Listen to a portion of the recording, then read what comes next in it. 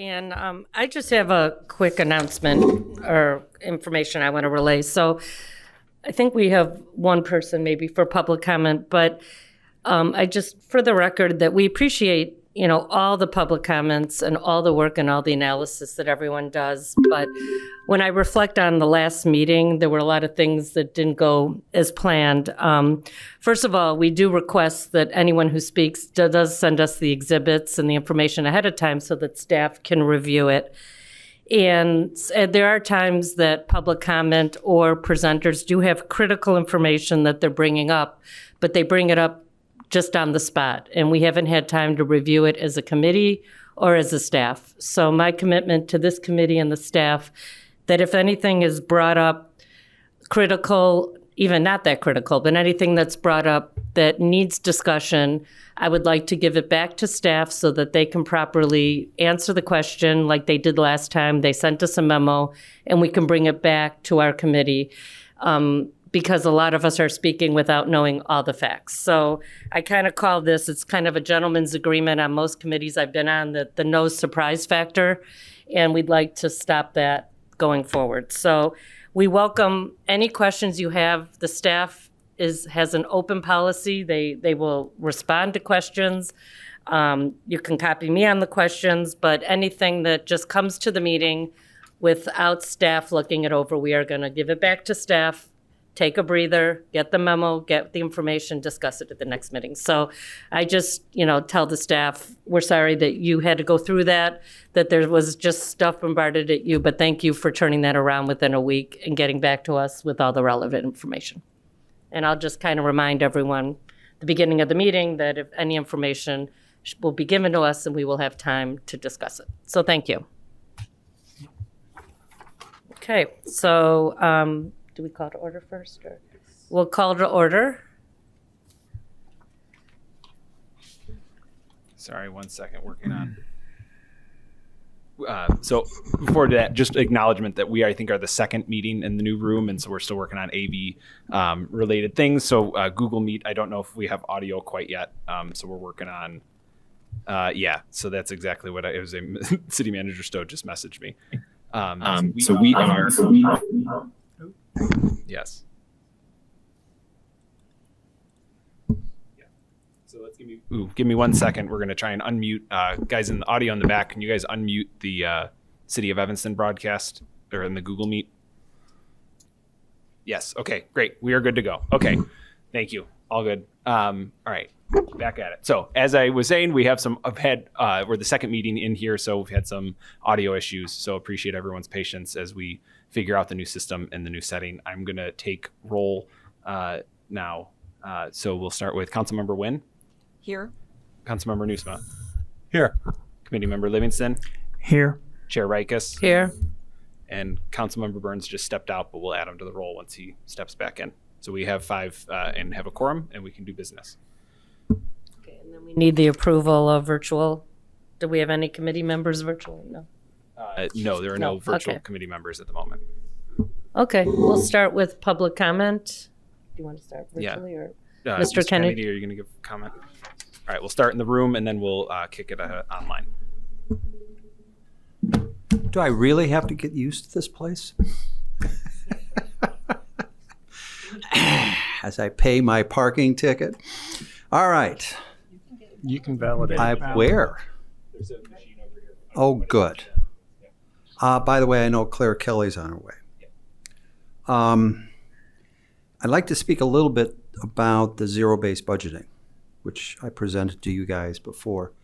I read through the proposed RFP. I'm glad you guys are moving forward. I would first suggest that you look. I kind of looked through the 3 departments that were suggested. I think it was Community Development, Parks and Rec, and Public Works. And I think probably the better candidate for you guys to play with is Parks and Rec. Why? It's grown the most in terms of expenses. It has the most number of citizen resident-facing programs. And it's kind of in transition right now. So having not only at the department level, but more importantly at the division level, working through basic ZBB kind of exercises, I think would be very important, because it is a fair amount of money, and I think it could, this exercise could have the most impact on that group. Now, with regard to the proposed RFP, I'd suggest one change. And I can send this to you afterward. The current RFP up top, proposed objective, basically. The purpose of this review and study is to identify cost savings opportunities in the department to be determined and to improve the efficiency and effectiveness of departmental services provided to internal and external customers. I would suggest something more along the lines of the following, which is more akin to what you're really looking for in a consultant.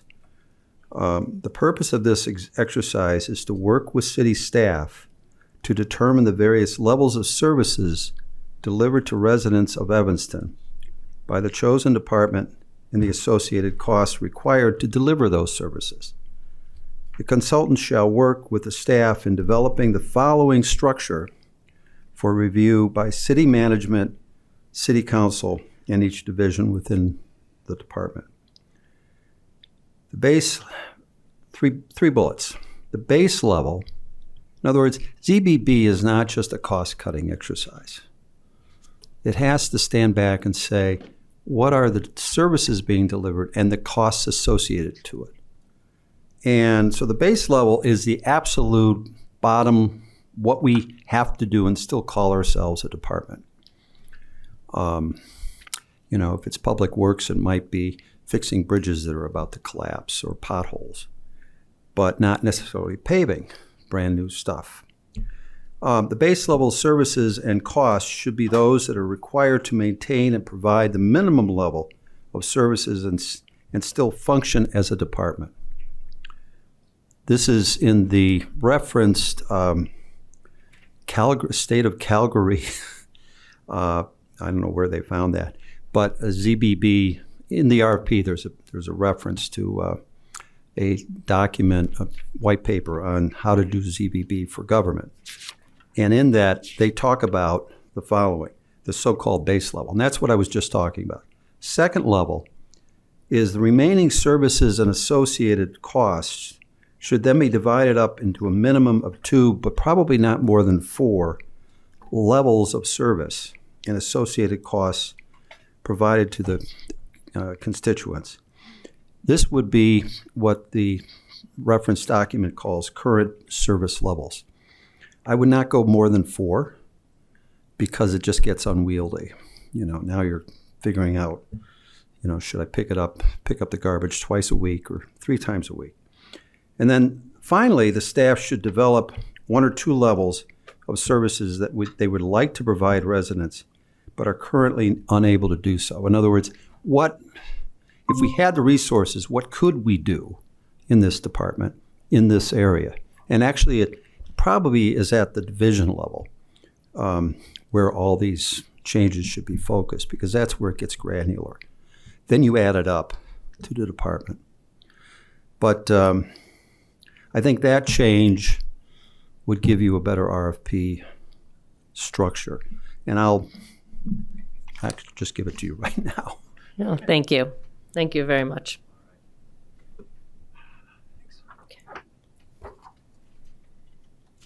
Okay, do we have any other public comment in the room? Jack? I'll be brief. Howdy, good afternoon. I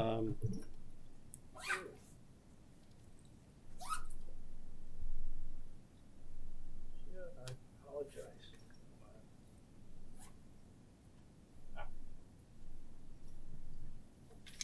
Thanks for your patience. Just a quick follow-up from last month rather. I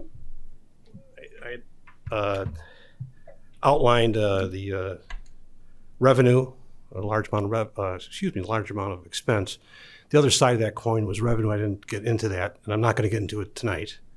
But I did start looking for the take a good hard look at this. And I went back and on page 15 of the 2016 adopted budget, there's a nice statement there about the police and firefighter pension disclosure changes. And at that point, they made a big change. And that's, when you read it, is that they were going to start recognizing the pensions in the general fund in the police and fire department budgets. It's right here, it's the city's own words, and that's what they did. They started putting it in the levy, the revenue for the levy went upstairs in the general fund, and then it was expensed out of there, general fund in the police and fire specifically. Again, I'm actually gone back and started a study. I'm through. It actually started in 2015 in the revised budget, which I can't find quite yet. It's not online. But this goes back 10 years, and I've completed from 2016 to 2021. I'll have the rest done in not too long a time, and I will send it to the committee. So it'll be well before the next meeting. Okay, so then that's about it. And I just have a request. Back then, they did a nice job. They would, this is for all funds. They'd show all the funds, and they would show the expenses for all the funds, and they'd show and the revenues. So you could see if it was a balanced budget or not, the entire budget.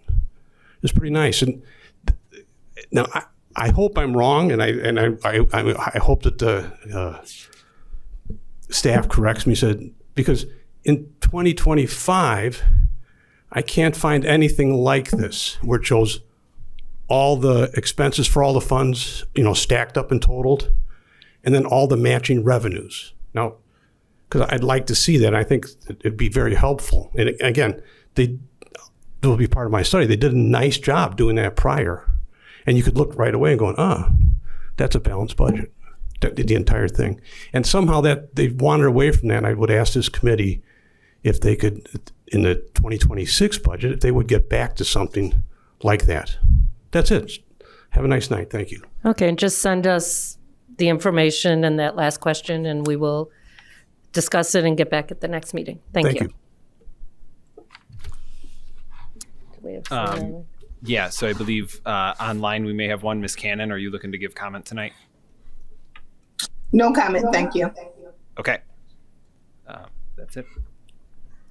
Okay, then it's approval of the March 11th minutes. I'll move approval of those minutes. Okay, taking roll. Councilmember Nguyen. Aye. Councilmember Nusma. Aye. Committee Member Livingston. Aye. Chair Rikus. Aye. And Councilmember Burns Aye. is on the roll. Thank you.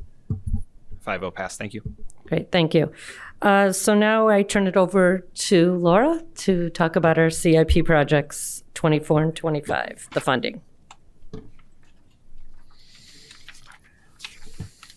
Can you bring up the memo? Gary and Anderson, I'm going to share a screen if we can flip over to the Google Meet. Thank you.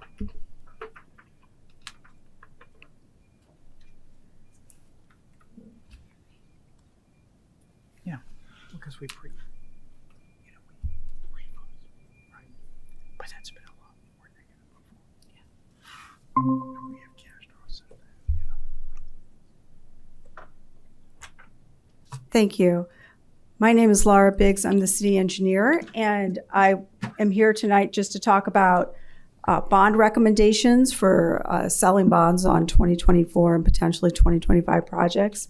So as we cycle through the memo in the packet, if you could just scroll down to the end of the first, not that table, but the first attachment. 2024. So staff went through and looked at how much has been committed on different projects, as well as some projects that are in moving into construction that are utilizing funds from the 2024 budget. So there may be additional change orders or funding needed, and basically was able to take what was $18.8 million in a projected bond issuance that was adopted as part of the 2024 budget and remove projects that had not made adequate progress or had finished at a lower cost than was expected from that bond issue, which leaves us with approximately $14.3 million in a projected bond issuance, a savings of around $4.5 million from what was budgeted originally. So as we move forward, staff recommends that the bond issue be set at the $14.367 million based on project progress that we have seen, in some cases projects being delayed to future years for funding, as well as project savings that we have seen in terms of projects that have been awarded and have come in under budget. We have not, moving on to 2025, we have not performed that same exercise in 2025, basically because it's still very early in the year. In approximately 2 months, I think we would be able to make a much better estimate of what the 2025 progress is and what would be likely to be a good recommendation for a bond issuance. So what's included here is really just the 2025 budget and is not broken down into what has been project savings yet. These estimates are really only being given for the general obligation bonds related to the capital improvement fund. They do not include the bond issuance for the water fund or for the library fund. Do you have a list on here what was savings and what was projects you didn't do? I have that list. I did not put it attached to the table, but I'm happy to provide that information. Yeah, I was just curious how much the savings were, because I know we had some overruns too, so. Yes. Question.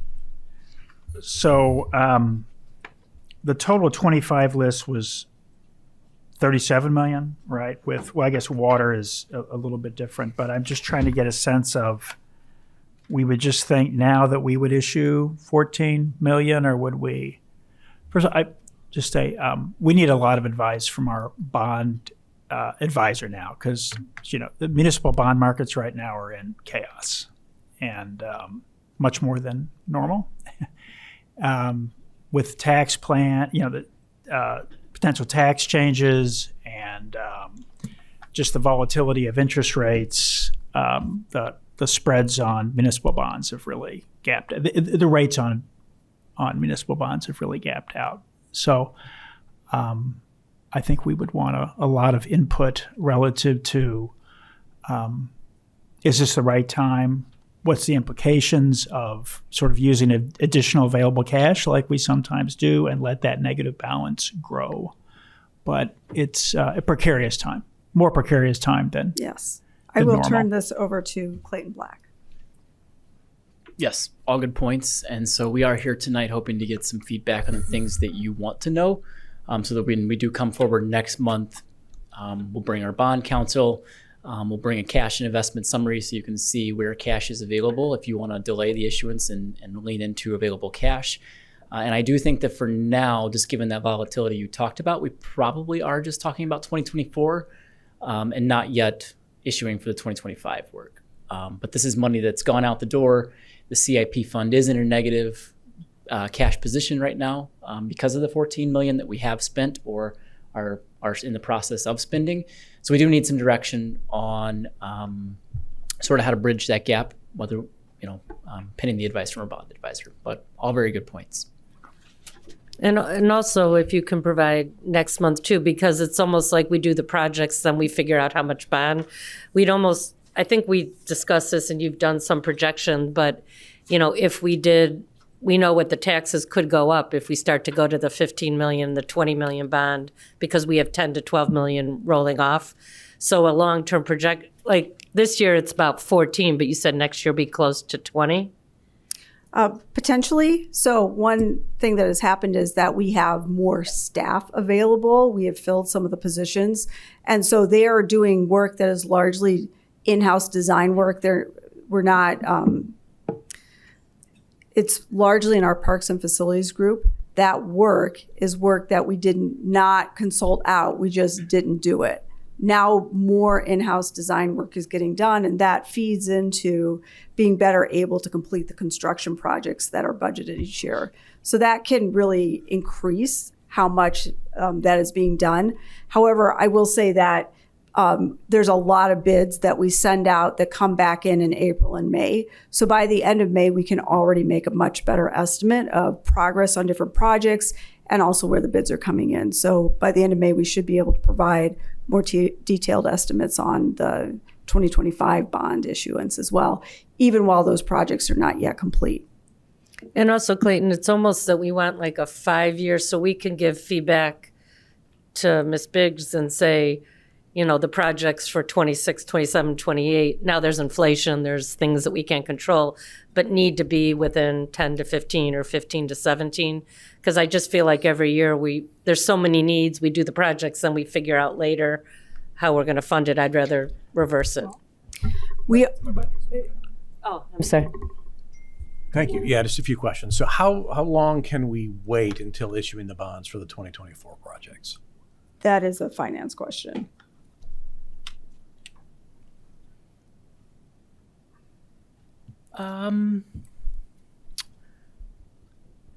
To be decided. We're still closing out 2024. The audit is underway. So I think by next month, we'll have some good data on our cash position in our various funds to help make that determination. But as I said, it is in a negative position now. So to continue paying invoices on capital projects, we are doing a loan from the general fund, or advance from the general fund to pay those bills for now. All right. So we're good enough for the next month. Yes. And you feel, and the committee feels, that this time next month, with the advice of our bond advisor, we will have the information we need to give you a firm recommendation that says, you know, May 17th or June 23rd or fourth quarter or whatever. About as firm as you can be in this current environment. Okay. Yeah. So we're good for now. All right. Then another question for Laura about the 2025, and you indicated that our CIP budget for this year is higher than last year. I want to make sure I'm understanding correctly. With the addition of additional staff, that allows us to do more work. It's not that we previously outsourced to a consultant and put those costs into the capital cost and paid for them with a bond. Not for the changes in parks and facilities. Okay.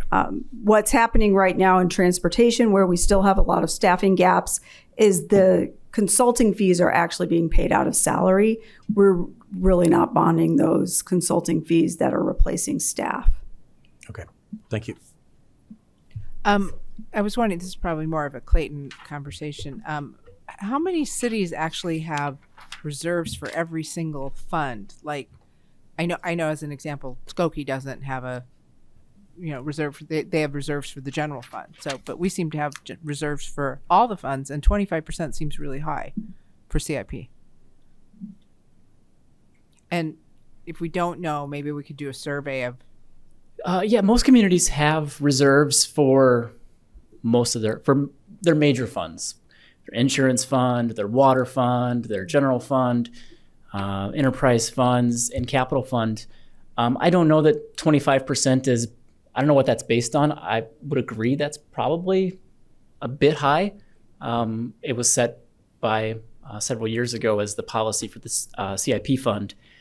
In a normal environment, that 25% gives you the amount of money you need to start up capital projects, go out, issue the bonds, and then pay ourselves back. That's not really been the approach we've taken in recent years. It's been more of kind of doing the projects, going into a fund balance deficit through loans, and then paying ourselves back later. So certainly open to getting some more information on whether that's the appropriate fund balance or not. Yeah, I just haven't been able to find another city that does that. I've just surveyed a couple of them, but sure.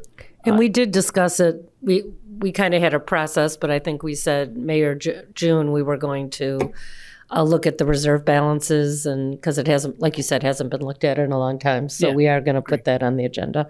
But doing some benchmarking, which has been great. You guys have been great doing that. So Yeah, and I'm not saying that we need to issue bonds to get to that 25% reserve. I don't think that's kind of what we're doing and necessary. So I think we just need the cash to make sure it's available to pay invoices as they come in within the CIP fund. So any other things you'd like finance to work on? So I don't view it in any way unusual, you would come up with a list of projects. We have some excess liquidity. We start on those projects.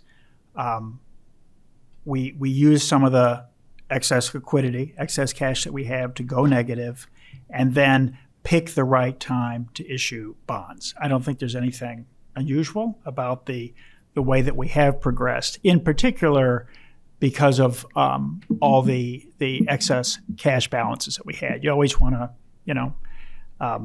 borrow money for you don't borrow money till you need to borrow money. And so when we've had excess cash available, I think that that's been an appropriate way to do it. Now, that is drawing down to some degree, but you're always going to want the flexibility because you don't ever want to be in position of we have to issue this bond now because markets don't always cooperate. You want to pick the right time to issue the bonds. So that would be interesting to know in the next meeting of how much excess liquidity do we have so that we don't get forced to issue a bond into a non-constructive market, which is always what you want to avoid.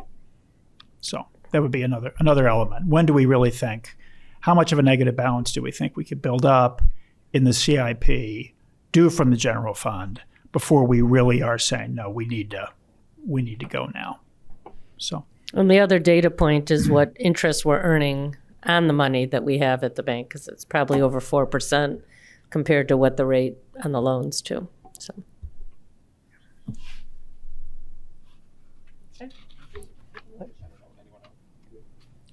Anyone else?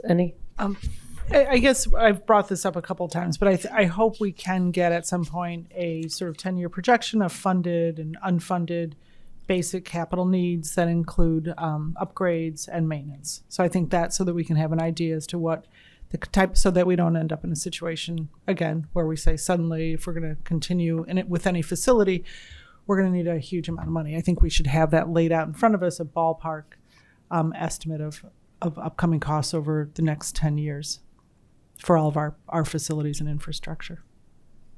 I think that'll help us to make those determinations. We'll be better informed to make a better decision around bonds.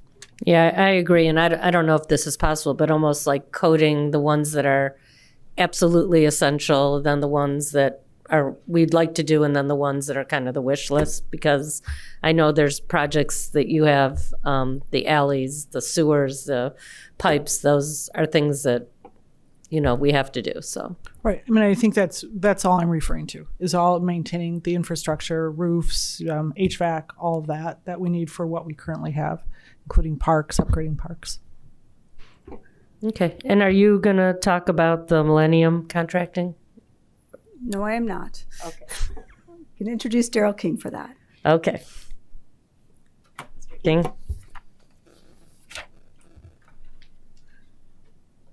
Chair Reiches, members of the committee, Daryl King, Water Production Bureau Chief. And I'm here to just talk about, we recently submitted or received bids for our prioritized lead service line replacement project, which it also includes some water main replacement. And so, quick summary, we submitted a project plan to IEPA. It was a 5-year project plan to replace lead service lines throughout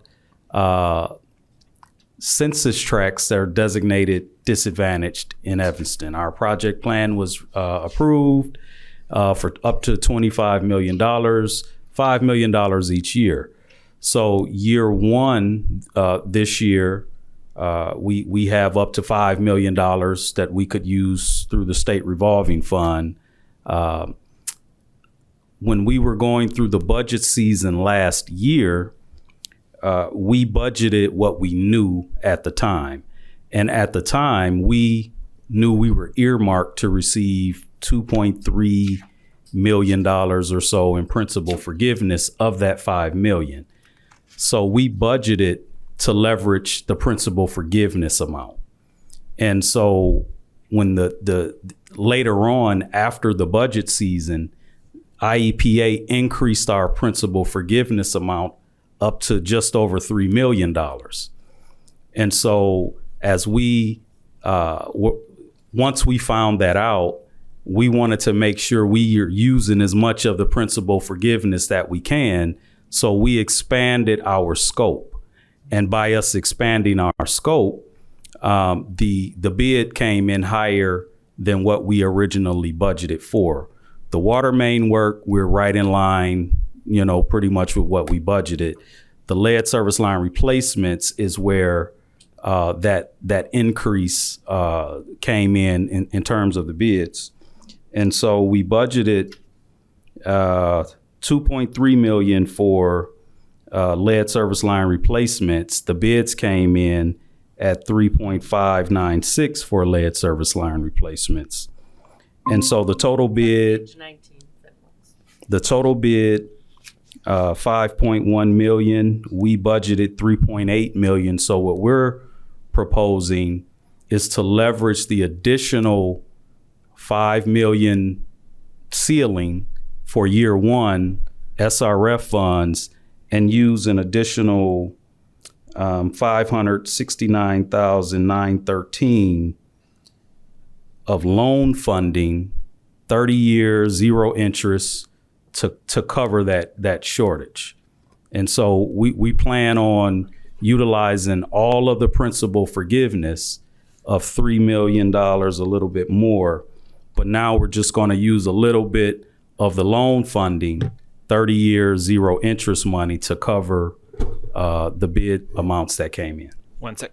Gary, can we flip over to the share screen real quick so we can show some of this memo? Thank you. Keep you good to go, Mr. King.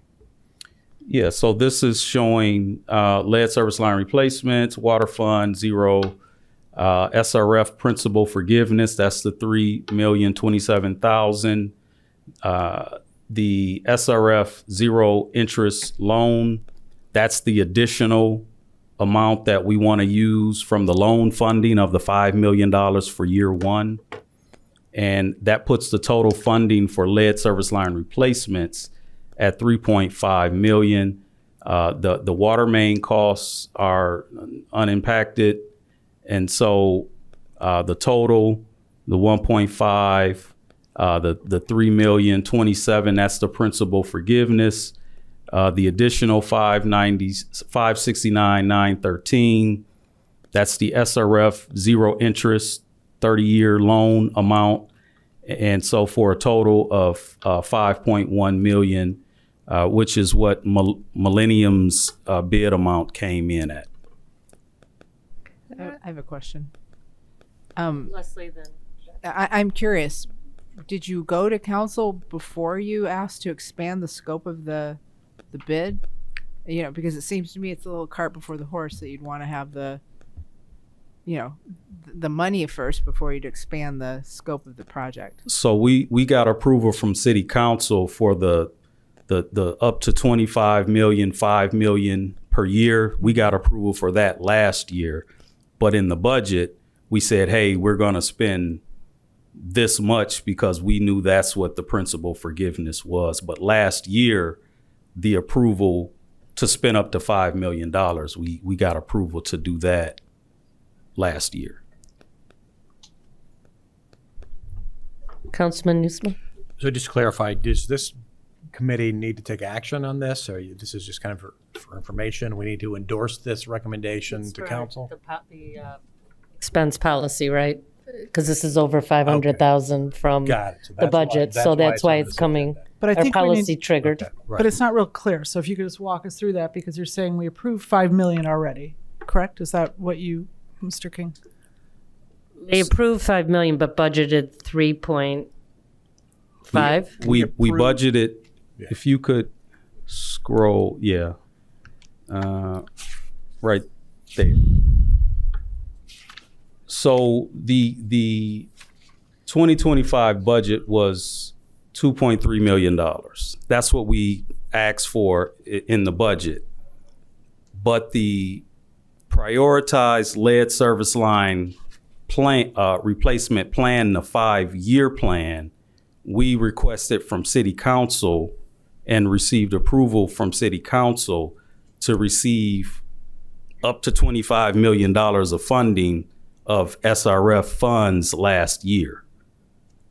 And so now what we're just saying is for the year one of the $5 million, we want to use more of it. Whereas before we were saying we were just going to use the 2.3 for the lead service line replacement portion, but it came in higher because we expanded the scope, because our principal forgiveness amount went up, awarded by IEPA. So we wanted to use all of it. Instead of just using 2.3, we wanted to be able to use $3,027,000 of it. So Of we're the getting. five, I'm sorry, I think I have the floor. Oh, sorry. So essentially what you're asking us to do is approve spending 500 something thousand to get a whole bunch more free money. Correct. So that kind of makes sense to me. Correct. So I think we're on the right track. It's just with the dollar amount, with it being 596,000 or whatever, the policy is that we have to come before you all. Right. And that 500 something thousand over 30 years is less than 20,000 a year at zero interest. Right. So question moving forward, these SRF programs that we're tapping into right now, there are two of them, the principal forgiveness and the zero interest loan. Are those both based on income qualified census tracts? Yeah, they're based on census tracts in Evanston that are designated as disadvantaged. And so there are different categories. So as we look at lead service replacement over the next 10 to 20 years, we're going to run out of income qualified census tracts fairly quickly. And then we're going to be paying full freight at some point, unless something changes. Program changes. So we're looking at covering from 2025 to 2030-ish.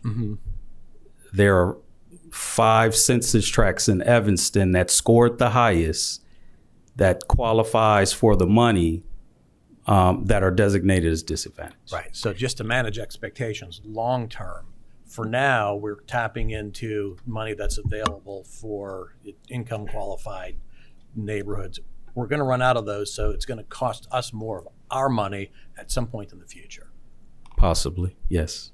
Okay, thanks. Unless something changes legislatively from the state, federal government, and they ARPA fund the whole thing now, or something like make that. hay while the sun shines and tap into as much of the free money as we can while it currently exists. Yes.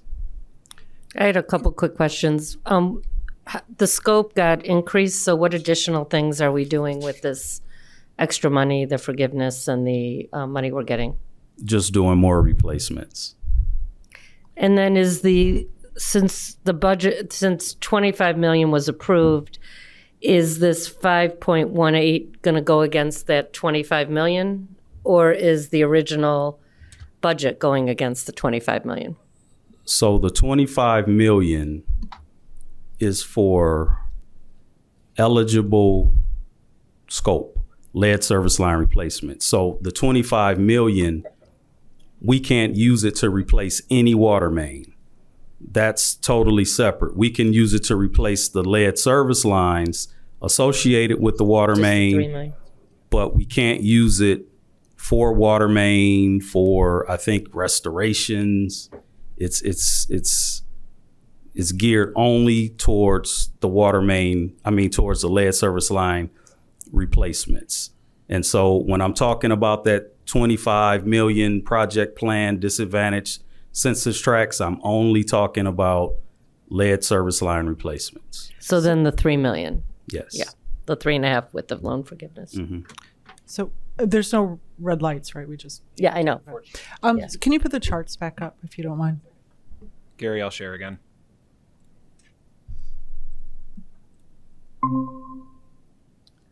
Okay, so we budgeted this year, just so it's clear. So we budgeted 2.3 million. What's above the 3.8? The 3.8 was, if you go up, thanks. Yeah, the lower line highlighted in yellow right now is what was budgeted, and now the bid project, what the expansion is the numbers above that. Okay, so we're going from 2.3 then to 5.1? So Is that right? For the lead service line, it'll be going from 2.3 to the 3.6 essentially. Okay. Yeah. So that's the total increase that we're looking for this budget year. The total is from 2.3 to 3.6? But we're getting what, like 1.2 million? Right, well, let me just finish. So and then the principal forgiveness, is that accurate? I thought it was more than that. So the principal forgiveness amount is $3,027,000. Originally, we were earmarked to receive 2.3 million principal forgiveness, Right. And then IEPA increased that amount. Understood. So if you can go back to the chart, just so I understand what's happening in terms of our budget. So we're going from 2.3 to 3.5, but that's covered that's covered, in other words, or no? Except for 569. 3 million of that is covered. So this is what that difference looks like. The 327 is what is the principal forgiveness, and then this 569 is what the city would be covering. Correct? That's the additional amount of the 5 million SRF. We want to use more of the SRF. So now we're tapping into the zero interest loan amount, the 30-year zero interest loan amount. So that's zero interest loan that we're taking out, an additional. Correct. So that 569,913, that would be SRF zero interest loan for 30 years. Okay. That amount. And just so I understand, and why doesn't it cover the principal forgiveness amount? Is that what the bid came in just $500,000 too high? Is that right? Yes.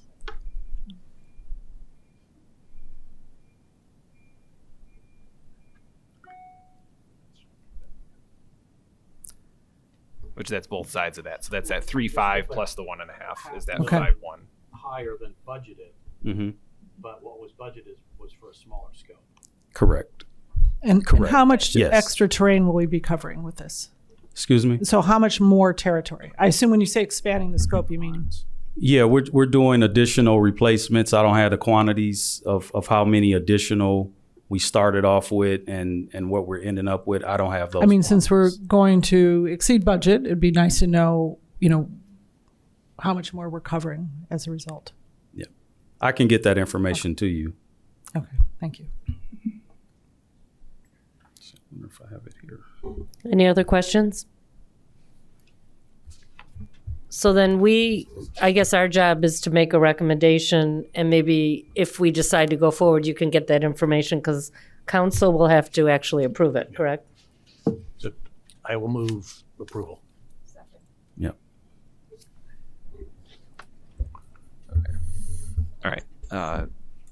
Taking roll on this, and I don't think I had said Councilmember Kelly and Committee Member McMillan are here as part of the roll, so we're up to 7 total now for the evening. So I will start with Councilmember Nguyen approving a recommendation to City Council to move forward with this bid. Aye.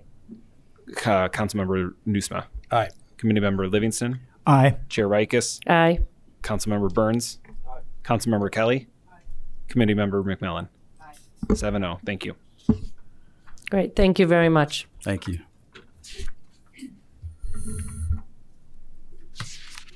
Okay, I think we're going to move the zero-based budgeting up because Councilman Newsman has to leave a little earlier. So why don't we start with that?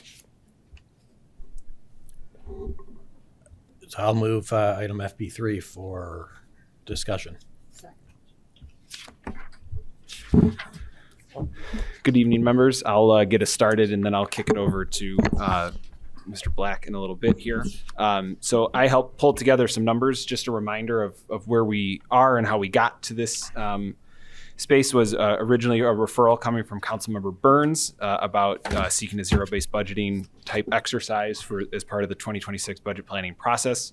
We brought forward an RFP in March, some proposed language for that scope to bring a consultant in. At the March meeting, this committee also said that they would prefer to go that route.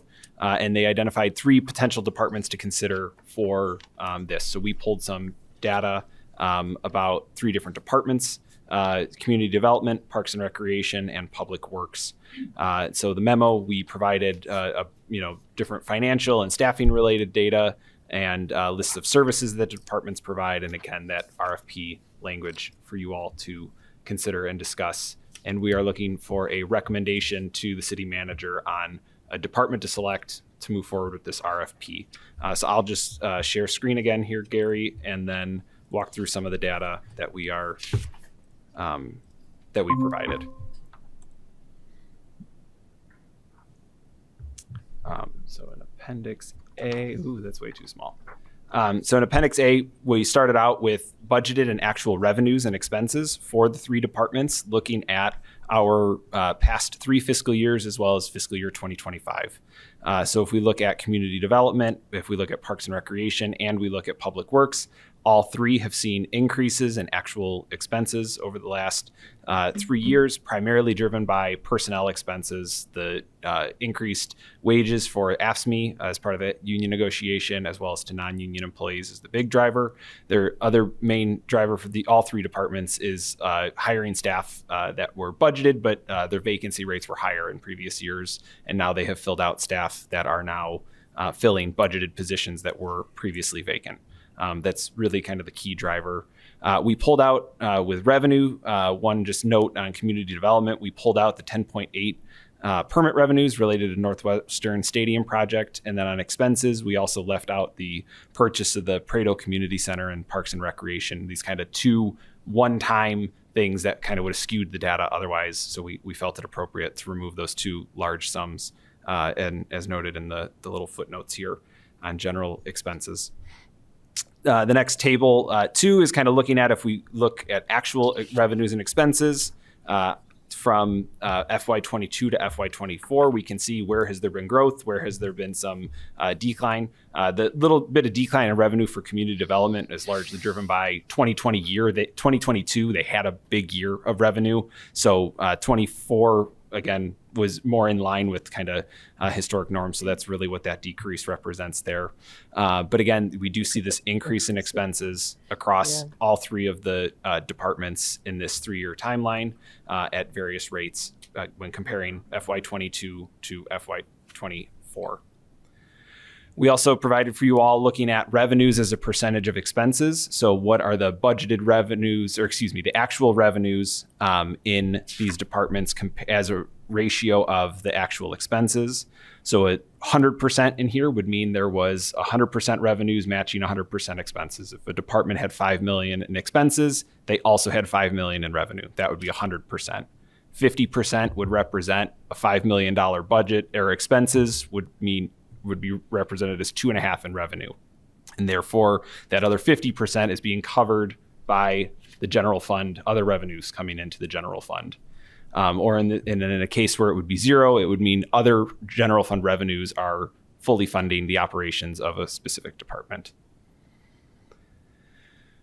We also wanted to look at the ratio, or provide you all with the ratio in tables 4.1 to 4.3 at personnel expenses as a ratio of the total expenses in each department. And so as you can see in community development over the last 3 years, that number has been about 90% of their total expenses in the general fund is personnel related expenses, compared to parks and recreation, where we see closer to a 75 or 80% personnel costs, related costs as the total of their expenses in each year.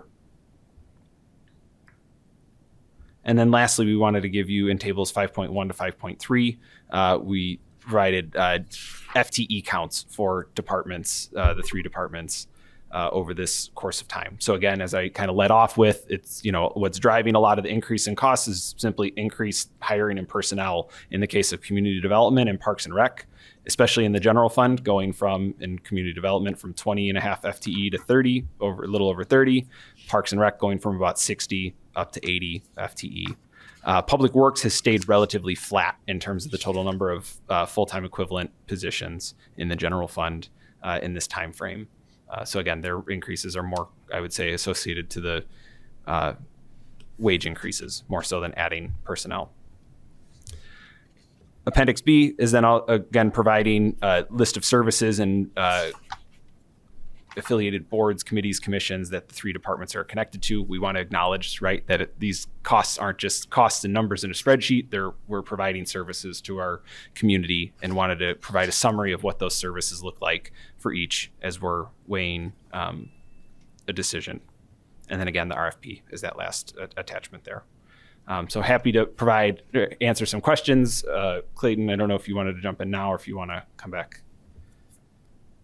Yeah, thanks, Mike. I'll throw in just a couple more things. So looking ahead to this budget cycle, there are a lot of really high-level challenges that we are looking at for this budget cycle, not the least of which is the expanding and evolving threats to our federal funding. That is of grave concern for us as this budget cycle approaches, if not the gravest concern for how we continue to provide services and fill some of those potential holes. We learn almost daily, weekly of changes, of freezed funding, of lawsuits tied to that funding. And so looking ahead to the next budget cycle, that's at the top of our priorities of things we're looking at for next year's budget. Additionally, the concern of a potential recession. We have seen the market bounce around a lot over the last couple of days. We've seen the impact that's had on our, in recent months, on some of our sales tax returns and other indicators of our local economy. So that's probably number two, is some of those revenues that over the last 2 years have powered up to all-time high levels. That's something we're very nervous about as part of our upcoming budget cycle. We've talked a lot in recent years about structural deficit, and looking ahead to next year, we're going to have conversations about our grocery tax and how we fill that $2.5 billion hole that is guaranteed in revenues if the city doesn't act on adopting a local ordinance or finding some other way to replace that revenue. So those are the big big challenges that we're looking at as we move into next year's budget. That said, looking specifically at this exercise, if this is something the committee wants us to move forward with, some of the indicators Mike has talked about, Mr. Kennedy talked about it at the beginning of the meeting as well. And for many of the reasons that he talked about, we would agree that Parks and Rec is probably one of our better departments to focus on. They've had the biggest swing in budget and full-time employee count in the last 3 years. Our Parks and Recs department is funded completely differently from all of our comps. All of our comps have a separate park district, I believe, except for maybe Bloomington, which means they pay for their entire operation through a property tax levy and through user fees. We do not have a separate property tax levy in Evanston for our Parks and Rec department. It's paid for with general fund revenues, whereas other communities are able to use those general fund revenues to fund core non-Parks and Rec related government services. And also we talked a lot during budget. I think Committee Member Livingston asked for this data during budget showing our revenues and expenses by center. And I think that definitely warrants a look when you take a look at how certain centers are generating the revenues needed to cover their operation. Obviously, we're not a for-profit organization, so we would expect many of our facilities to operate at a reasonable loss. But I think that's interesting data that does warrant a second look. So that's why we, using the indicators Mike talked about, feel like Parks and Rec is a good bet. But we're certainly open to the feedback of the committee. We do want to move quickly if this is what the committee wants to do. It is a quick turnaround for an RFP like this. We want to hit the ground running and make sure we do it right. So open to any feedback that the committee has. Sherry? I'm willing to go along with staff's recommendation on this. Let's keep in mind that this is kind of a pilot. We're doing this to see what happens and see what zero-based budgeting is all about. So I think pros and cons can be listed for any of these three. If staff feels like Parks and Rec is the one, so be it. I would have said, previous to your making that recommendation, that Public Works might make sense because it seems like we might have the most potential savings there, just given the scope of their budget and personnel expenses. But I don't want to overthink it. That's all. Yeah, I just want to get this out early in the process because, I'm just going to be honest, and I will, Public Works for me all the way. Unless we pass something today to say we are guaranteed to do this again, then I want to start off with the biggest bang for our buck. I want to do something that really is going to show the power and the value of ZBB. I don't think it's Parks and Recreation. I think there's maybe some work to do there. I don't know if we need ZBB for it though. It's probably more personnel. Like, it's just deciding whether or not we need the increase in personnel there to run the facilities. I don't think Parks and Rec even handles their own capital improvement needs. I think that's all done out of the Public Works Department. So all the real meaningful things that happens from a budget and finance standpoint is in the Public Works Department. Like, that's if this has any value at all, it's gonna be found in the Public Works Department. I don't think it's gonna be found in Parks and Rec. I don't think it would be worth the time, worth the money, frankly. Again, I'm not saying that we don't need to review Parks and Rec. I just think we need to do it differently. If we're gonna make this type of investment, I think we do it. We go big and we go Public Works. It's a complex department. It's large budgets, oversees major contracts, purchases significant amounts of materials, employs a substantial portion of our workforce. I think the level of scale and activity provides the ideal environment for a pilot like this to demonstrate clear, actionable insights. And even modest inefficiencies in Public Works could yield a considerable amount of kind of cost savings when compared to Parks and Rec. So I understand that if this was something that I feel confident we were going to continue, but beyond this, then I might be able to get around Parks and Rec. But I don't think there's any guarantee that this continues. I say let's go for something meaningful.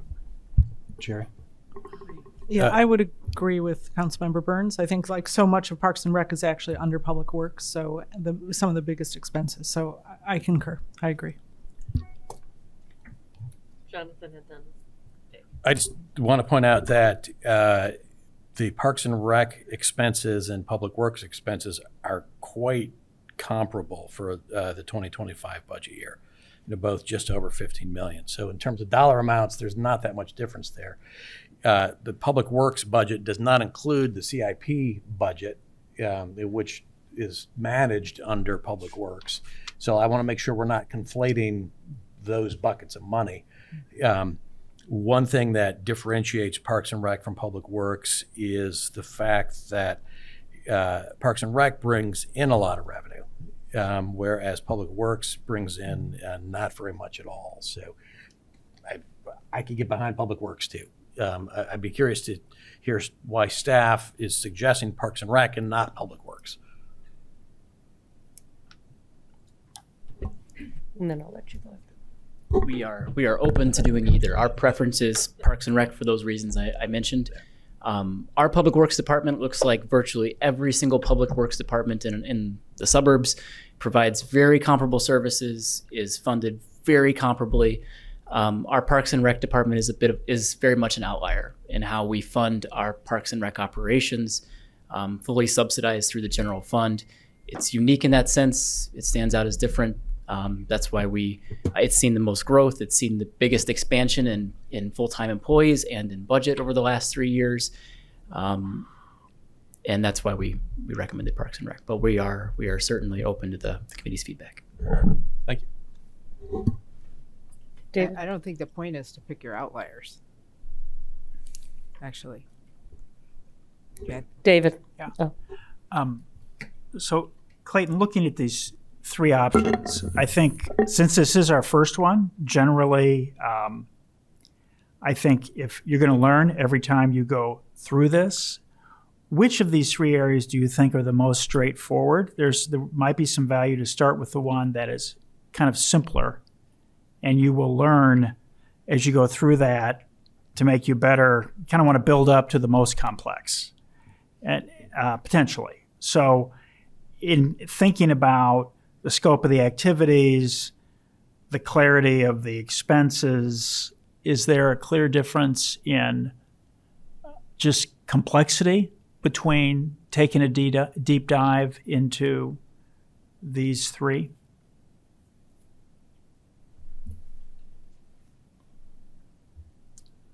Could you reframe the question? My apologies. What's the simplest one? So, if this is our pilot, there could be an advantage to attacking the simplest one first. Well, that would be the opposite of what I said. We're an outlier in our Parks and Rec department, so I think it is probably the more complex, which is why we thought there may be more bang for the buck there. In terms of simplest, I think community development and Public Works are both staff. I think community development is a challenge because, as Mike showed, 90% of their expenses are personnel related. So there's not much in that department that we contract out, making it very, very simple if we're just, but at the same time within Public Works, I know I've got Public Works staff here too that can respond if they feel differently, but 70% of their operation is personnel related, which means 30% of their operation is supplies, commodities, contracts. And if we're talking about reviewing that type of stuff, I think that there could very much be some bang for the buck there too. So Public Works is simpler than Parks and Recreation. I think it'd be a more straightforward exercise. Yeah. Mm-hmm. Okay. And then I had another question.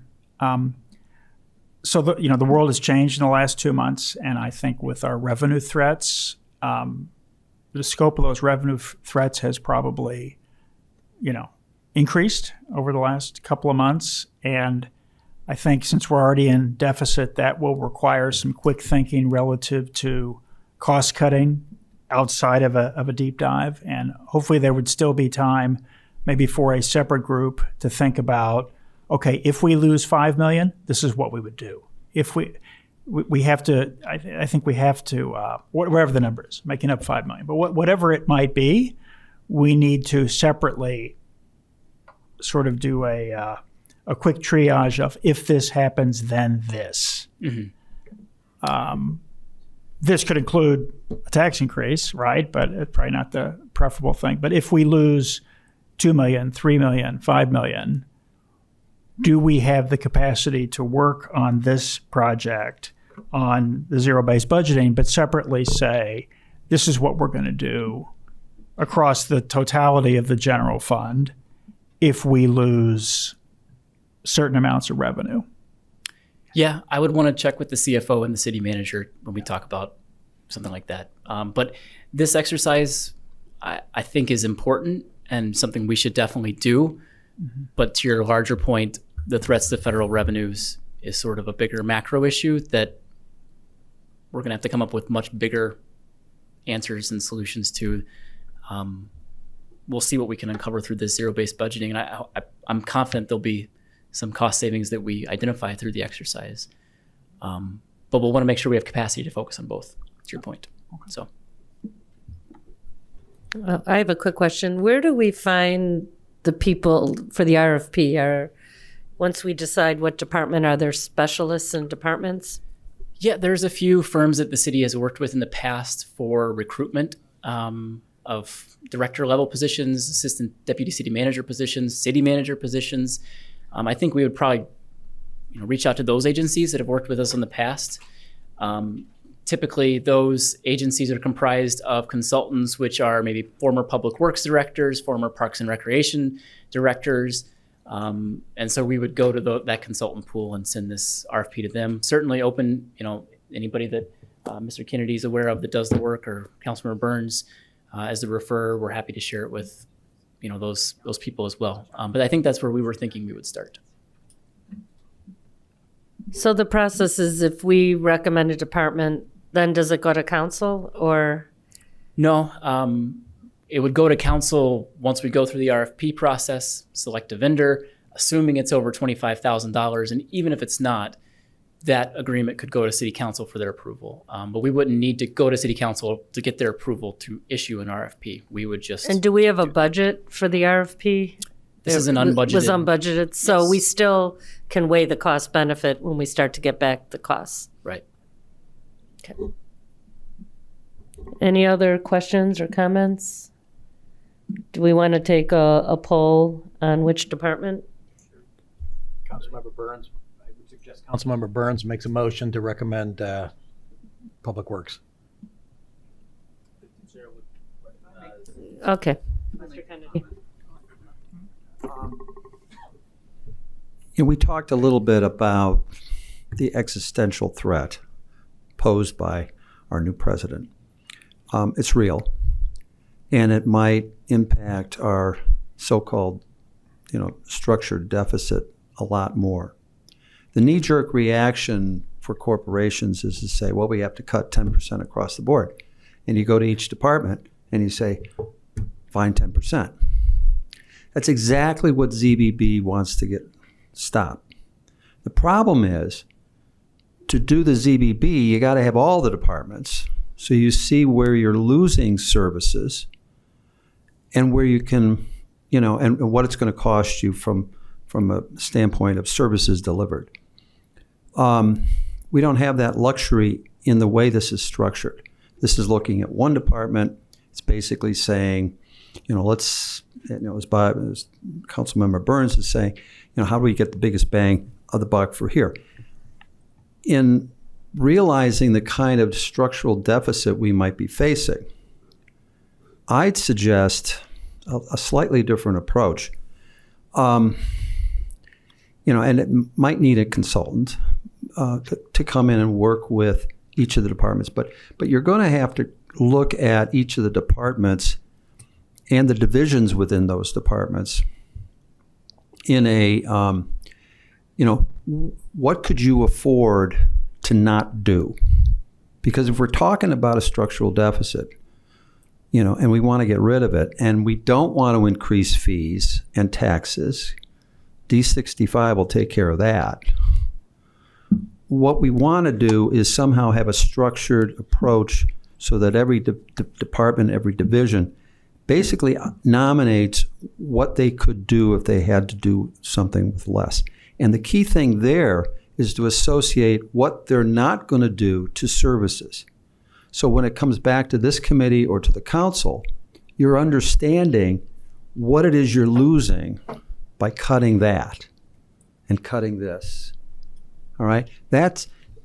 I would suggest rather, and I know this is last minute and I apologize, but realizing what we might be up against, we might have to take a stronger knife, hopefully, to city budgets, but in a way that the council and management understands what they're losing. Just saying to a department, cut 10%, isn't the way to go. It's what you want to get away from. Some departments might be able to handle 12 or 13, and others just, council decides we can't sacrifice anything. This is too important to us. Those are the kinds of decisions that have to be brought forward. And I would suggest, rather than doing just one department, you structure something that can attack all of them in a very, very simple way. Not the full ZBB. Just what could you get rid of, and what do you associate the services you deliver to that amount of money? Thank you. Right. Thank you. And I think we have a motion, or Clayton, you want to? And just, if I can throw in a comment as well, I think what Mr. Kennedy has outlined is basically how we would go about potentially our budget process this year internally as a city. So we still have several months before we come forward in October with a proposed budget for 2026. I think there'll be a lot of conversations with new council members and those who've been elected about how we want to go about this. And I think we'll get a lot more information on what funds are frozen, what is the impact. I mean, this stuff does change daily, and we're not at a point now where we need to recommend across the board adjustments to our budget. It's just stuff we're monitoring and stuff that we will work into our budget process for next year. So I just want to make that clear that those are things that we're going to do, and maybe not necessarily tied to this zero-based budgeting process. Mm-hmm. I think this can still stand alone separately as a single department exercise, a single department RFP. We go through it and take that approach holistically as we put together our city budget. So great, thank you. So I do think, Mr. Kennedy, so you're right, you're proposing that we not look at one department. You're suggesting that this be. So my concern is, I appreciate that we do that, but I think we do need to do that at a different level this year. So if we do decide to go with one department, I think it is a different process than what's been happening in past years, where I think it becomes more of a, whether it's a consultant or whether we design a program so that it's more of a 360, where we're identifying essential services that are needed and what can be cut without impacting the essential services that a city needs to deliver. What is discretionary and non-discretionary? I think that we do need that to be performed robustly throughout this city. So I just, in a different way that's been done in the past, clearly, because I have yet to see that really, at least, noticeably happening. So I think what Mr. Kennedy is saying is very important. I don't mind if we want to go with one department, but I think that should include a commitment to a robust process of identifying just the essential non-discretionary expenditures we need to make in all departments, and what we can cut without impacting the quality of the necessary city services. Thank you. Yeah, I would say I think even John would agree that if we're going to do zero-based budgeting, we should do it one department at a time, because I got that from him. I think the first time I referred this, I was thinking the whole city, let's just do everything, because I want as much information as quickly as I can. And then it was actually Mr. Kennedy that recommended we work at one department at a time. He has a background in this. I think what I'm hearing is that there's probably another process that we also need to do. It sounds like it's something that we can do through our normal kind of, during those normal budget period and conversations. I think this also gets at what, David, you were saying a moment ago about just having a plan if things, don't go our way and we start to lose more money than from kind of federal cuts, and that we have a plan on how we can dramatically reduce our budget. And so I would support that. I think zero-based budgeting is a different process, and one that we should do, one department at a time. So I'll make a motion to move forward the Public Works Department. Second. For zero-based budgeting, or I don't even know if we have to move it forward, but to approve an RFP, is that what it is? To approve an RFP for zero-based budgeting in our Public Works Department? All right, so we have a motion and a second for recommending Public Works as the department to move forward with the RFP. Leslie, was that you? The second? Or was it? Oh, it was Claire. Claire. Okay, Okay, thank sorry, you. we- Sorry, just want to make sure. Yeah. Kelly, great. Okay. Councilmember Nguyen. Aye. Councilmember Nusma. Aye. Committee Member Livingston. Aye. Chair Rikus. Aye. Councilmember Burns. Aye. Councilmember Kelly. Committee Member McMillan. Aye. 7-0. Thank you. Thank you. Thank you, Councilman Burns, for bringing this up, and Mr. Kennedy for guiding us. Thank you. So So FB2. Okay. can I just add one more? I'm not to change anything there, but in terms of this, what I've been asking for a while, this sort of 10-year projection that I think we talked about, right, David? Like that, this really would be helpful. Is this something we need to vote to direct staff so that we can have a 10-year long-term projection on funded versus unfunded, On debt. but on maintenance of our facilities and our Capital infrastructure. I just think we really need to have a sense as to about that in terms of large expenditures that are coming up. So I don't know if we need to. So just to summarize, we'd like a 10-year projection of capital projects and corresponding debt, and how that And affects. corresponding debt, right? If it's going to mean, how much debt we'll need to. Is that something staff could? So with regard to all of our infrastructure, right? Capital projects are It's something. maintenance and upgrades. Looks like Engineer Biggs is left. It is something that, and her and I were talking, and it ties into this next item a bit. So if we want to talk about this next item, I think we can get to that. And are you talking about it in regards to this FB2 item, or just in general as a? In general, in terms of everything, I think it's just so important that we have this. But and I did share with Deputy City Manager Ruger some examples from other cities, and I just think it's very helpful for us in terms of knowing what we will need to incur potentially in terms of debt and. Locally, I see a lot of 5-year CIPs. I think that's what we're working on right now. And we think we'll have a good 5-year CIP as part of this budget, and some data as early as this summer to review that gets at what you're looking for. I think you can use sort of the 5-year CIP to get an idea of the average spend to project out into years 6 through 10. But I think that what they're doing right now is very focused on a more flushed out 5-year CIP than what has been included in previous budgets. So it is something they're working on and plan on talking to Deputy City Manager Ruger and City Engineer Biggs, they're working on for this budget cycle. Okay, so that would be available maybe by. I hate they're not here, but I hate to put them on the spot and commit them to doing it by a certain date.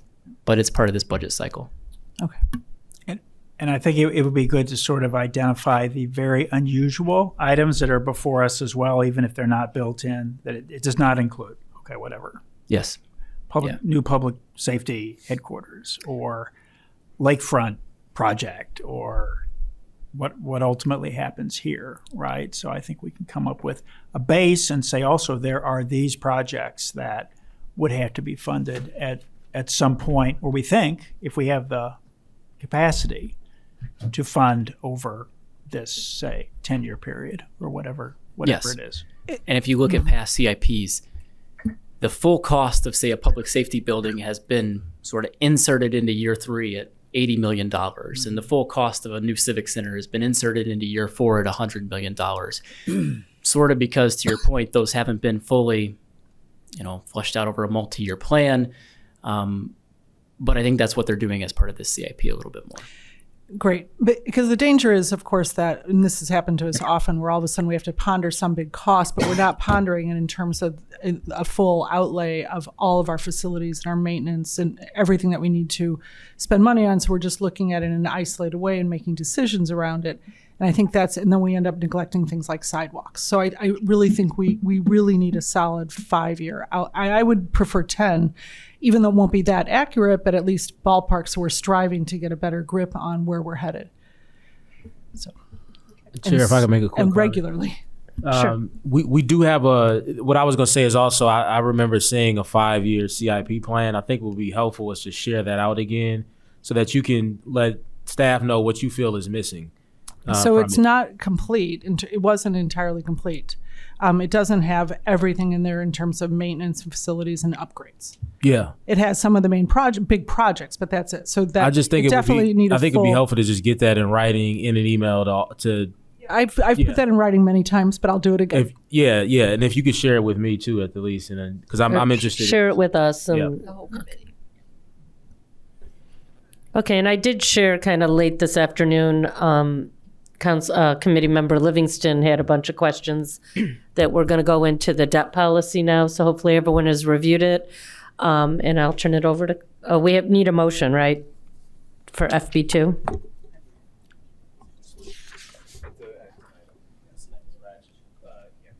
I would motion we table it. I agree with David. We don't have enough information. Okay, so let's continue the discussion then. Is there a motion to table, or how do we want to? So do we want to discuss it tonight more, or do we want to just table it, meaning end and go into next month? I think we want to continue to discuss. Yeah, I'd say. I think we want to continue the discussion so there's more feedback that you can bring back next month. So we'll remove it as an action item. We'll move forward as discussion. Understood. Are we moving it? Is there somebody that making a motion to move it then? To discuss. We can move it for discussion. Yeah, that's fine. Yeah, what is it item again? FB2. FB2? FB2. Yeah, I move item FB2 for discussion. Is there a second required? Is there a second? No. Okay. So again, this is the same plan that came forward last month. Committee member Livingston is the one individual who's provided comments since the last meeting, and they're very good comments. The one item in the plan that we knew would get the most commentary was probably the debt limits that were within the plan. The debt limits that are noted simply match the state's debt limit for non-home rule communities. They provide flexibility for additional incremental debt. We know our capital needs are extensive, but the limits are not necessarily tied to the 3 to 5 year plan that we just talked about. So I think certainly in talking to engineering staff, they think they'll have some numbers this summer that tie back to what I just talked about that you can use to help make some judgment calls on what a realistic debt limit should be. So we can table this until June or July if that's the desire of the committee to set a more realistic measure. At this level, we're well within the limits that are set, but they're not set based on any planned project spending. I think we're waiting for some more detail from engineering before we refine that level. So open to any feedback or comments. I did find it interesting that given the state limits, we think that we're well within those, right? And so So that, I think that's somewhat informative that, look, you always want debt to be as low as possible, but it's not like the position that we're in and the projections going forward put us above these default amounts, but that we should still do the calculation and understand what would take us above these. And then the second thing that I brought up in the email was the only structural change to this potential policy is what's the procedure if we feel like we need to go above? How would the city council approve that? Because I don't think we don't want to have to maybe amend the policy. There must be some. Is there a way to just set up a procedure if there needs to be a lakefront project or whatever it might be that would temporarily take us above? How does that happen within the bounds of the policy? Would just be something that I would think about adding.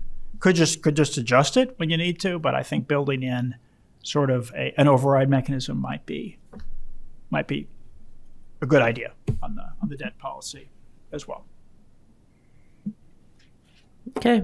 Any other comments or anything? Councilman Burns? So our Moody rating is currently, is it AA2? Moody rating is currently AA2.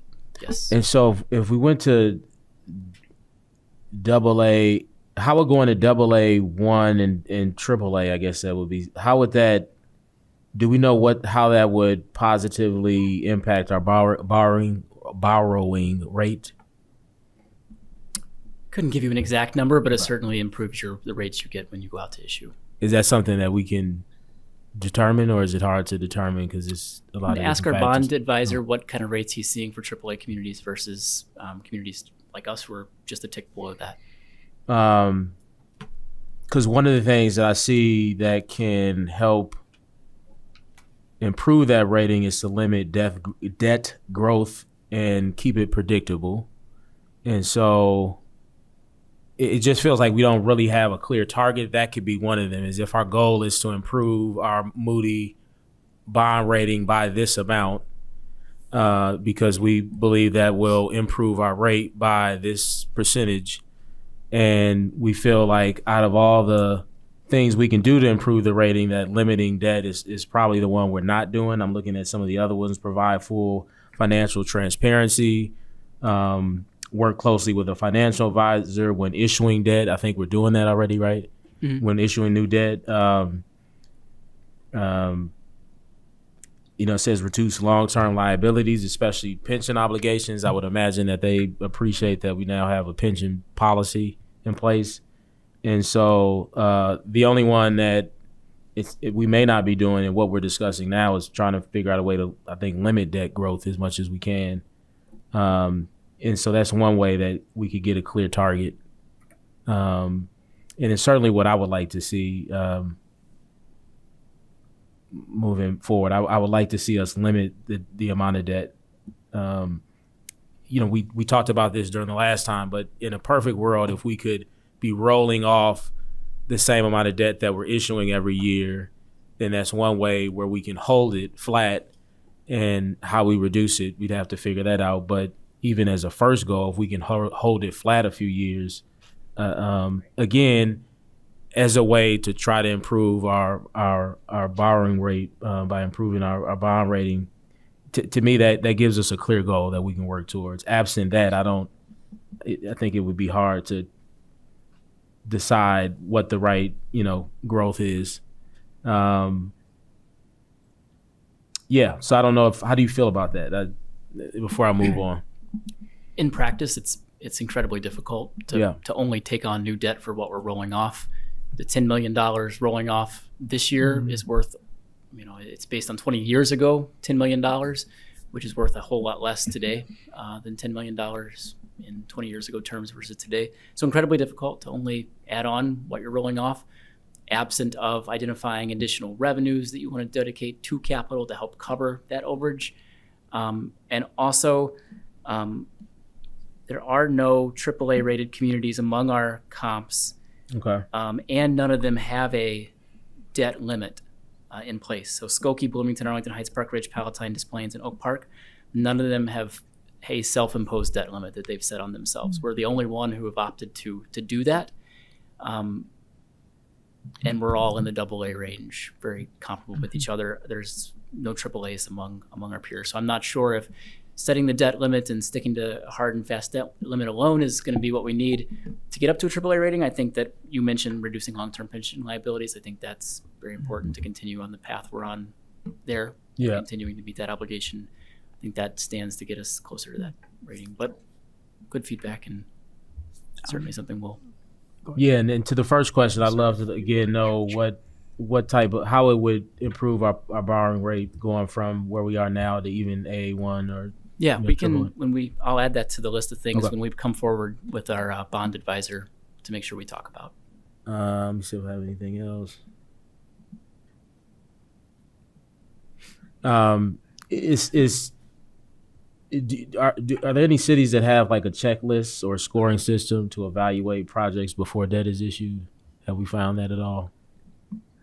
A lot of communities use a checklist or criteria to prioritize their capital projects, saying, this is one that's a city council objective. This one has matching grant funds. This one's construction ready. This one is life safety. We need to do those are the types of things that they use to prioritize capital projects. But in terms of which ones you should issue debt for and which ones you should pay for through other revenues, not necessarily, other than maybe having a useful life of 20 years, having a useful life that doesn't, that meets the amount of the time frame of the outstanding debt. Like that's pretty common. I haven't come across any checklists for that So it'd be a short list if there was a list, you're saying? Right. Okay. Right.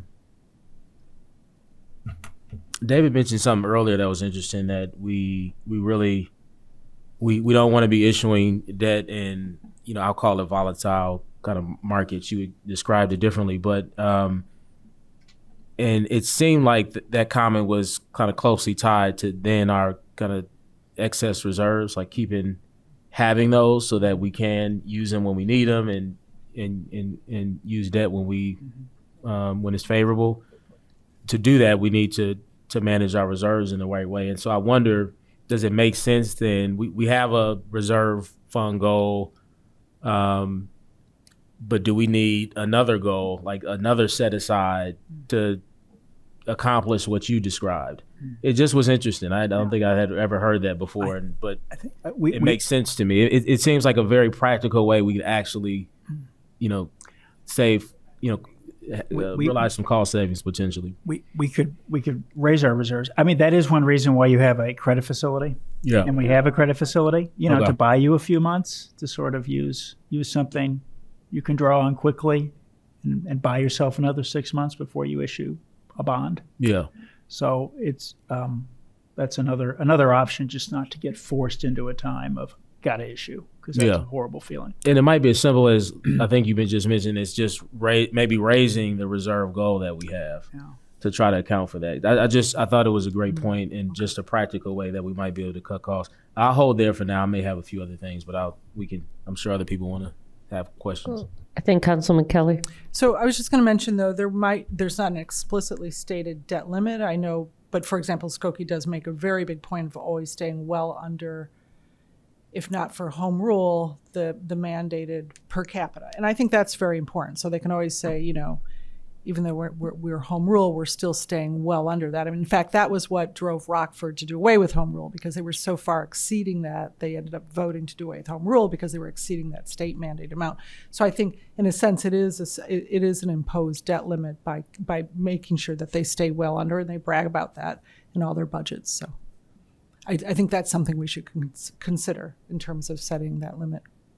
That is what is in the policy as the new limit would be the state limit, which we are also well below.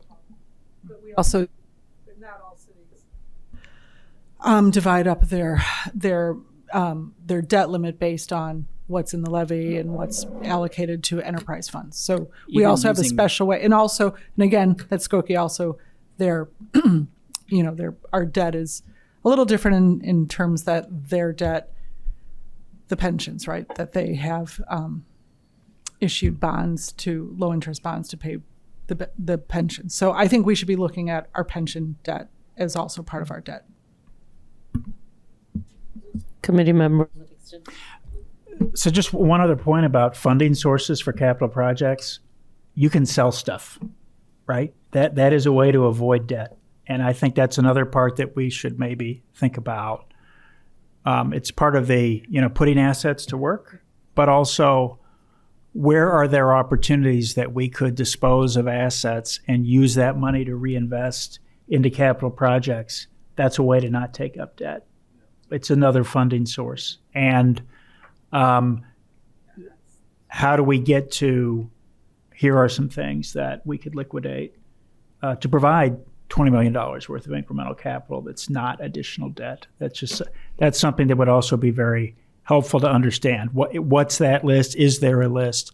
What's the amount of capital that maybe we would be able to? That's one time. Right, but it's avoiding the debt, right? It's avoiding incremental debt.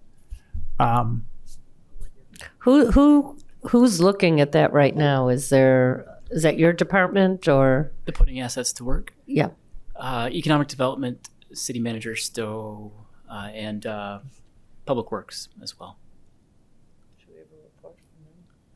Obviously, with some input from finance. Yeah, I mean, maybe not. I have a bunch of things for next month, but maybe a month or two after a report from them might be very interesting for us. Sure, I'm not sure what their timeline is, but certainly, whatever outcome they come from their process, I think will definitely come to this committee.